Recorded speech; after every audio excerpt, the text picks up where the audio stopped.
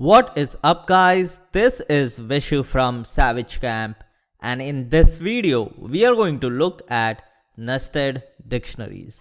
So we did a lot of list comprehension in our beginner tutorials. If you haven't checked out, I would highly recommend it because we have done quite a lot of functions with list comprehensions. Two I can pull up right here. Which is pretty fun. It's pretty good to write one line code, and in this video we are going to do something very similar, but we are going to do it with dictionaries. So let's import names because we will be generating random names, and I'm going to create a list of colors.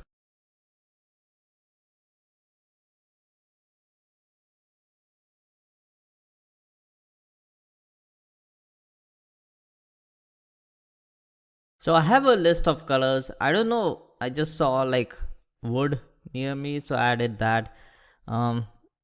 Just add any colors that you want, but we have like 6 colors over here. So in list comprehension, the way it works is you put item for item in some other item. So it's like you create X for X in range 4. So for this one, another list would be another is equal to X for X in color. So if I run this is going to create another list which would be similar to color. We would have two lists which are pretty similar, and in dictionary it's pretty easy because, and when it comes to dictionary, it's very similar to that. The only thing is you have an X colon Y for X in color, but in this case we need to put something for Y, and this is not actually a dictionary because it is starting with square brackets. So the way you write it is sample is equal to put in a dictionary because we are creating a dictionary. Now this is also the symbol for set, but in dictionaries we have a key and value pair. So key and value for key in color. This is how we are going to do this. Now in this case we are just using a simple list, so we don't have anything for value, and that is why I imported names.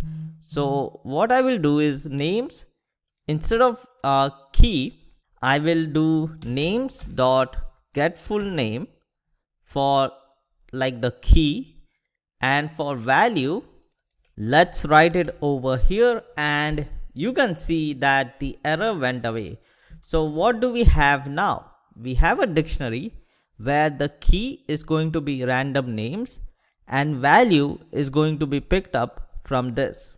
And if I do print sample, actually let's do for kv in sample dot items print k and v. If I run this now, you will see a random name. Let's do something else so we can distinguish between these, and you will see a random name and the colors that we have in the list. And each time it is generating a random name, and it is also generating the dictionary. If you want to check that out, it is going to create the dictionary. But I think that is it for this video. You can see we are generating random things over here. This is a fun, quick dictionary comprehension video, and I will see you guys in the next one.